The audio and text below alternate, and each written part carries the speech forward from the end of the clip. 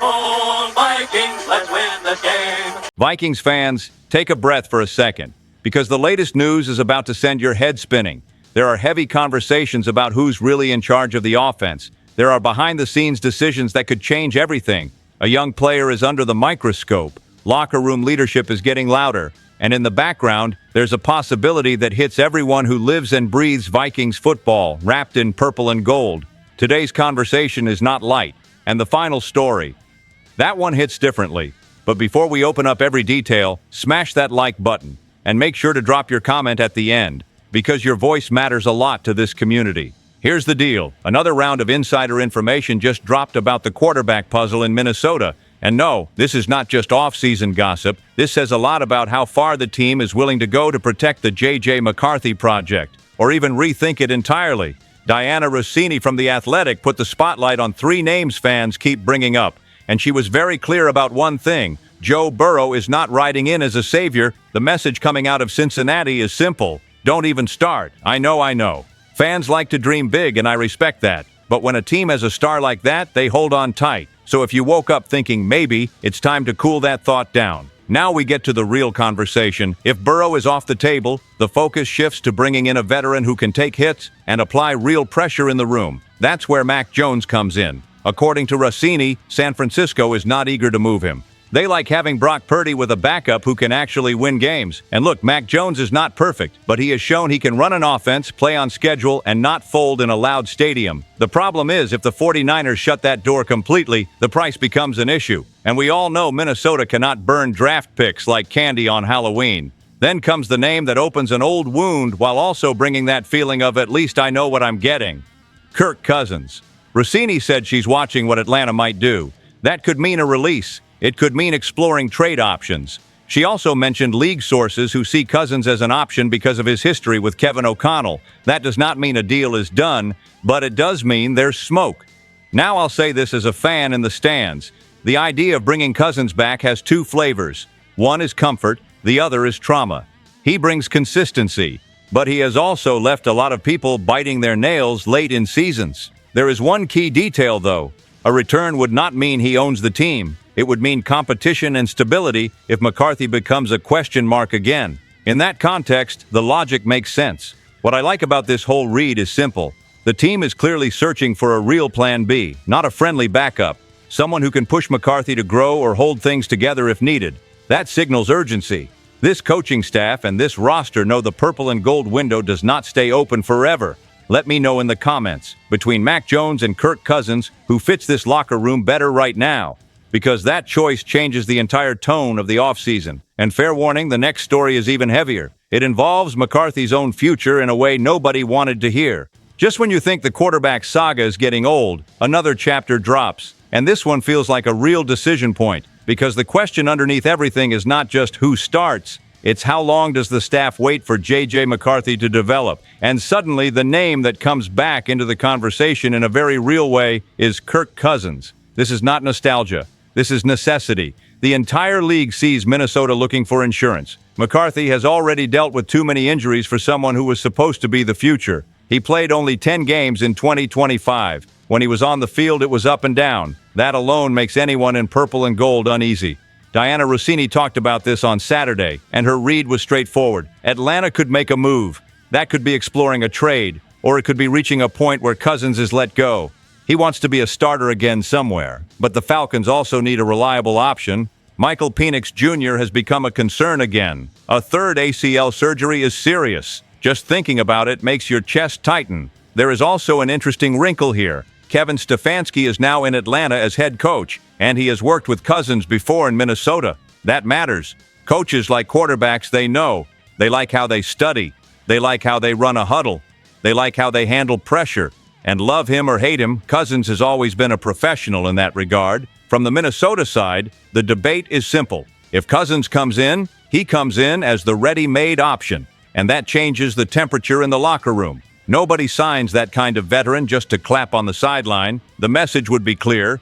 McCarthy has to earn it. Some fans love that. Others think it could damage the kid's confidence. And hanging over all of this is one painful ghost, Sam Darnold. I know it hurts to say it. He left. He went to the Seahawks. And now he's heading to a Super Bowl. Meanwhile, Minnesota watched the offense stall and the season slip away. Add the firing of Kwesi Adolfo-Mensah to that, and you understand why the front office does not want to make another blind bet. So when I look at the Cousins possibility, I don't see a return to the past. I see a refusal to walk into 2026 without a safety net. This roster has talent. The window will not wait. Justin Jefferson, the defense, the entire group. Nobody wants another year of almost. And if Atlanta is willing to talk, Minnesota has to think about cost. Signing a free agent is one thing. Giving up picks is another. Fans are already doing the math in their heads. I know I am. And stay locked in because the next part gets even more delicate. There are serious voices saying McCarthy's future might truly be open, and that changes everything. This is where the conversation gets uncomfortable. Because now it's not about adding help. It's about possibly turning the page earlier than expected. And when people inside the league start talking this way, you can feel the atmosphere shift. After the firing of Kwesi Adolfo-Mensah, the tone in Minnesota hardened. Full evaluation, nothing untouchable. And in that setting, one phrase sent a chill through the fan base. All bets are off. That came from Kevin Seifert of ESPN. And he did not say it lightly. He said it while looking straight at the J.J. McCarthy situation. The truth is, McCarthy's start to his career has been rough. Injury in his rookie year. More physical issues in 2025. Only 10 games played. When he was on the field, the numbers did not help him. Low efficiency. Too many mistakes. An offense that stalled at the worst moments.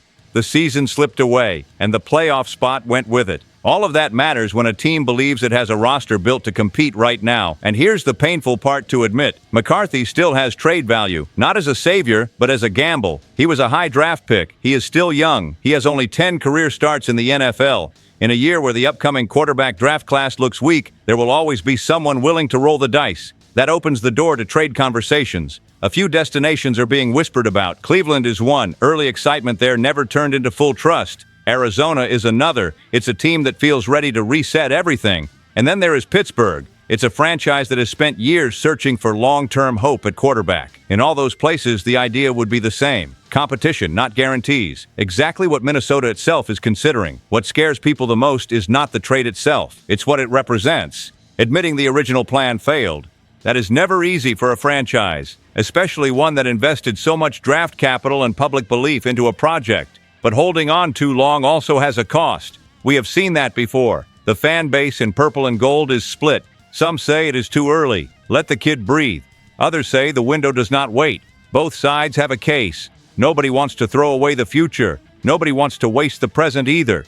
This kind of insight does not come from anywhere. It comes from people who follow the team closely and feel the locker room temperature, not just the scoreboard. So I want to know this. If a solid offer showed up today, would you trade McCarthy or give him one more year?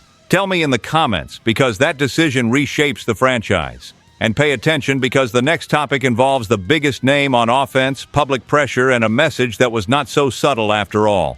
Sometimes a locker room speaks without shouting, and when the team's top target drops a pointed line, even politely, you feel the weight. It lands on the quarterback, it lands on the coaching staff, and it lands squarely on the fans in purple and gold. In the middle of all this talk about the offense's future, Justin Jefferson appeared on First Things First and said something that set off alarms. He basically said that to be in the conversation for best wide receiver on the planet, he depends on who is throwing him the ball.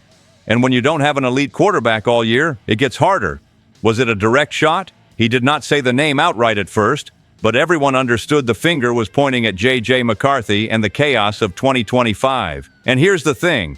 I get Jefferson's side. The guy is covered like a wanted fugitive every Sunday. He still wants the ball. But it also puts McCarthy in a tough spot because it becomes a public debate. And the NFL loves that kind of spark. The narrative grows, and suddenly it turns into, can this quarterback really feed the best player on the team? It's rough. It gives you that barstool sigh. At the same time, Jefferson did not back off his confidence. He said, nobody can cover him one-on-one, and I'm with him there. But his comment about a young quarterback still learning is also a challenge, not an insult. A challenge from someone who wants to win now, and then everything overlaps again. Aaron Jones Sr. showed up in interviews with a different tone. He talked about process, about young teams learning how to win by taking hits. He said the group stayed together, believed, and found rhythm too late. He even pointed to the Chicago game as the missed turning point. I like that part. It shows unity, a living locker room. But Jones also added another line that reopened a wound for fans everywhere. When asked about Sam Darnold, he said something like, "We are not the GMS." But he hinted that when a quarterback wants to stay and the group is behind him, you try to make it work. And there it is. Another needle in the what if. You can't blame fans for replaying it. I do too.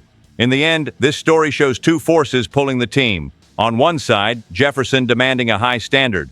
On the other, leadership trying to protect the environment and support McCarthy's growth.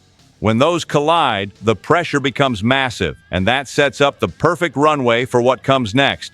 Because now a legendary veteran is being thrown into the conversation, and Aaron Jones Sr. was very direct about it.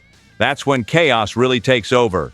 Hold on, because this one feels like a locker room bomb waiting to go off. Super Bowl week turned into open mic season, and Vikings players are answering questions fans can't stop asking. Who is running the huddle in 2026? And if it's not the same name, the impact is enormous. On Nightcap, Aaron Jones Sr. did not hesitate when Aaron Rodgers came up. No dancing around it. He said he likes him in Minnesota. He talked about leadership, standards, accountability, the kind of quarterback who walks in and changes daily habits. If you are not in the playbook, you are not seeing the field. You can picture that shaking the roster. Some players love that level of demand. Others struggle with it. That's normal. But here's where the conflict hits fans in purple and gold. Rodgers is a legend, but he is also in his 40s. He still played well in 2025. Nobody can deny that. The real question is whether Minnesota is ready to hand the keys to a veteran for 1 year and put J.J. McCarthy in an even tighter spot. You cannot pretend that would not mess with a young quarterback's head. And what about Justin Jefferson? He was asked too, on radio, and his answer had that "I'm stuck with what exists" vibe. He basically said all he can do is work with what is already there, and what is there right now is McCarthy. Jefferson added that his job is to connect with J.I.J., train together, build chemistry, and make sure 2025 does not happen again. It sounds loyal, but it also sounds like, until someone tells me otherwise. You can hear the subtext. It's the voice of someone who does not want to create drama, but he also won't fake excitement. What makes this even hotter is that it's not just bar talk. National media voices like Ledger Duzable have said the Vikings should absolutely try to convince Rodgers to play 1 more year. The argument is simple. The roster is strong. The defense holds up. What was missing was quarterback stability. When you look at the current window, you understand why that idea gains traction. As plainly as possible, I don't think this conversation exists if the team felt comfortable with what it saw from McCarthy. The speculation grows because 2025 left scars, and because the pressure on Kevin O'Connell after everything that happened in the front office feels heavier than ever. In the end, this is not really about whether Rodgers comes or not. It's about identity. It's about how badly the Vikings want to win right now, and it's about what price they are willing to pay. And that's where all these pieces come together, because the quarterback decision touches every part of this team. I'll put it bluntly. It feels like the Vikings are choosing between two painful paths. One is betting on J.J. McCarthy's development and accepting the risk. The other is pulling the brake and bringing in a veteran who demands everything immediately, the way this roster might need. When you connect that with what Diana Rossini reported, the picture becomes clear. Joe Burrow is not happening. Mac Jones looks expensive and complicated, and the name Kirk Cousins comes back like a familiar ghost. Then Justin Jefferson speaks, and you feel the pressure without him raising his voice. He wants the ball. He wants elite standards. Aaron Jones Sr. tries to protect unity, but still lets it slip that quarterback decisions ripple through the entire team. And when Jones himself brings up Aaron Rodgers in Minnesota, that's the spark. Because that's not just a signing. That's an identity shift. I'll make one bold call.